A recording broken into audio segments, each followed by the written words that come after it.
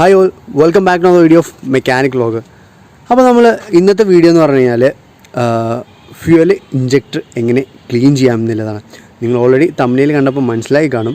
അപ്പോൾ നമ്മൾ ഇന്നത്തെ വീഡിയോ എന്ന് പറഞ്ഞു കഴിഞ്ഞാൽ അത് തന്നെയാണ്, ഫ്യൂവൽ ഇഞ്ചക്ടർ ക്ലീൻ ചെയ്യുന്നതും അതുപോലെ തന്നെ ടാങ്ക് ടു ഈ ഫ്യൂവൽ ഇഞ്ചക്ടർ വരെ വരുന്ന പാർട്സ് എങ്ങനെ ക്ലീൻ ചെയ്യാം, എന്തിന് ക്ലീൻ ചെയ്യണം, എപ്പോഴെല്ലാം ക്ലീൻ ചെയ്യണം, അതിന് നമ്മൾ ശ്രദ്ധിക്കേണ്ട കാര്യങ്ങൾ എന്തൊക്കെ, അതാണ് നമ്മൾ ഇന്നത്തെ വീഡിയോയിലൂടെ നോക്കാൻ പോകുന്നത്. അപ്പോൾ നമ്മൾ ഫ്യൂവൽ ഇഞ്ചക്ടറാണ് ക്ലീൻ ചെയ്യാൻ പോകുന്നത് അല്ലേ. ഇതാണ് ഫ്യൂവൽ ഇഞ്ചക്ടർ. ഇത് നമുക്ക് പുറത്ത് എടുത്തിട്ടും, ഇപ്പോൾ ഇവിടെ 4 സിലിണ്ടർ ആയതുകൊണ്ട് തന്നെ 4 ഇഞ്ചക്ടേഴ്സ് വരുന്നുണ്ട്. ഇത് നമുക്ക് പുറത്ത് എടുത്തിട്ടും ക്ലീൻ ചെയ്യേണ്ട പല സംവിധാനങ്ങളുണ്ട്. ഇതൊന്നുമല്ല നമ്മളിവിടെ ചെയ്യുന്നത്. നമ്മളെന്താ ചെയ്യുന്നത് വെച്ച് കഴിഞ്ഞാൽ, നമ്മളൊരു ലിക്വിഡ്, അതായത് ഡീസൽ ഇഞ്ചക്ടർ ക്ലീനർ ഉപയോഗിച്ചിട്ട് ഇത് നമ്മൾ ടാങ്കിലായിരിക്കും ഒഴിക്കുന്നത്. ഇത് ഉപയോഗിക്കുന്ന രീതികളൊക്കെ ഉണ്ട്, അതൊക്കെ നമ്മൾ വഴിയെ പറയുന്നതായിരിക്കും. അപ്പോൾ ഇതിൻ്റെ ഒരു മെയിനായിട്ടുള്ള ഗുണങ്ങൾ എന്തൊക്കെയാണെന്ന് വെച്ച് കഴിഞ്ഞാൽ, നമുക്കിതിൻ്റെ മൈലേജ് കൂട്ടാൻ സാധിക്കും. അതുപോലെ തന്നെ ആക്സിലറേഷന്, പെർഫോമൻസ്, സ്റ്റെബിലൈസേഷന്, അതുപോലെ തന്നെ എക്സോസ്റ്റിൽ വരുന്ന എന്താ പറയുക, നമ്മൾ എമിഷൻസ്, ഇതൊക്കെ കുറക്കാൻ സാധിക്കും. ബ്ലാക്ക് സ്മോക്ക് കുറക്കാൻ സാധിക്കും.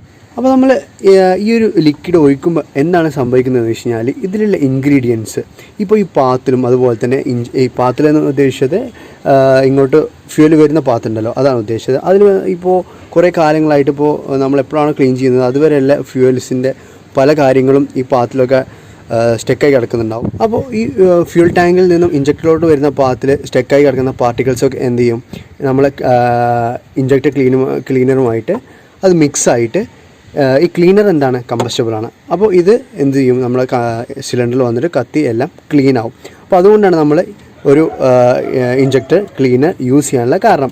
അപ്പോൾ എന്തുകൊണ്ടാണ് നമ്മൾ ഇത് യൂസ് ചെയ്യുന്നത്, എന്തിനു വേണ്ടിയിട്ടാണ് യൂസ് ചെയ്യുന്നതിൻ്റെ കാര്യം നിങ്ങൾക്ക് മനസ്സിലായെന്ന് വിചാരിക്കുന്നു.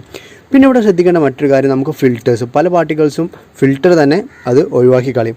അപ്പോൾ നമ്മൾ ഇപ്പോൾ ഏകദേശം ഇപ്പോൾ നമ്മൾ റെക്കമെൻഡ് ചെയ്യുന്നത്, നിങ്ങളൊരു 25,000 ഇപ്പോൾ നമ്മൾ ഫിൽറ്റർ ചേഞ്ച് ചെയ്യേണ്ടത്, അതായത് ഡീസൽ ഫിൽറ്റർ ചേഞ്ച് ചെയ്യേണ്ടത് 25,000 ഇപ്പോൾ ഓൾറെഡി ഇപ്പോൾ നമ്മൾ ഫിൽറ്റർ ചേഞ്ച് ചെയ്തിട്ടാണ് ഉള്ളത്.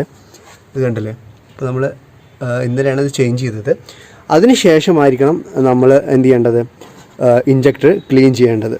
അപ്പോൾ ഇനി ഇതെങ്ങനെ യൂസ് ചെയ്യാമെന്നുള്ളതല്ലേ, പല ബ്രാൻഡ്സും പല രീതിയിലായിരിക്കും റെക്കമെൻഡ് ചെയ്യുന്നത്. ഇപ്പോൾ ഇതിൽ ഇവർ പറയുന്നത് 75 ലിറ്റേഴ്സ് അല്ലെങ്കിൽ അതിൽ കുറവ് ലിറ്റേഴ്സ് കൊള്ളുന്ന ടാങ്ക് ആണെന്നുണ്ടെങ്കിൽ എന്ത് ചെയ്യണം, ഇതൊരു 1 ബോട്ടിൽ യൂസ് ചെയ്യാനാണ് പറയുന്നത്. ഇത് 250 ml ആണ് വരുന്നത്. ഇല്ല 75 ലിറ്റേഴ്സും അതിൻ്റെ മുകളിലും വരുന്ന ടാങ്ക് ആണെന്നുണ്ടെങ്കിൽ ഇത് 2 ബോട്ടിൽ ഇവർ യൂസ് ചെയ്യാൻ പറയുന്നുണ്ട്. അപ്പോൾ ഇനി നമുക്കിത് എങ്ങനെ യൂസ് ചെയ്യുന്നത് എന്നുള്ള കാര്യങ്ങളൊക്കെ ഒന്ന് നോക്കാം. അപ്പോൾ നമ്മളിപ്പോൾ ഫ്യൂൽ ഇഞ്ചക്ടർ ക്ലീനർ ഒഴിച്ചു കൊടുത്തിട്ടുണ്ട് ടാങ്കിലോട്ട്. ഇനി നമ്മൾ എന്ത് ചെയ്യും, ഇത് ഒഴിച്ചതിന് ശേഷം ഫ്യൂവലും ഫിൽ ചെയ്യും. അതിനുശേഷം സാധാ നോർമൽ പോലെ നമ്മൾ ഓടിക്കഴിഞ്ഞാൽ ഇത് ഓട്ടോമാറ്റിക്കായിട്ട് ക്ലീൻ ആയിക്കോളും. അപ്പോൾ നിങ്ങൾക്ക് ഈ വീഡിയോ ഉപകാരപ്പെട്ടു കാണുമെന്ന് വിചാരിക്കുന്നു. അതുപോലെ തന്നെ നിങ്ങൾ ആദ്യമായിട്ടാണെങ്കിൽ ഈ ചാനലിലെ വീഡിയോസ് കാണുന്നതെങ്കിൽ സബ്സ്ക്രൈബ് ചെയ്യാനും മറക്കരുത്. തൊട്ടടുത്ത് കാണുന്ന ബെല്ലൈക്കൺ നിങ്ങൾ എനേബിൾ ചെയ്ത് കഴിഞ്ഞാൽ നമ്മൾ അപ്ലോഡ് ചെയ്യുന്ന വീഡിയോസ് എല്ലാം നിങ്ങൾക്ക് നോട്ടിഫിക്കേഷനായിട്ട് എത്തിച്ചേരുന്നതായിരിക്കും. അപ്പോൾ അടുത്ത വീഡിയോയുമായി കാണുന്നവരെ ബൈ.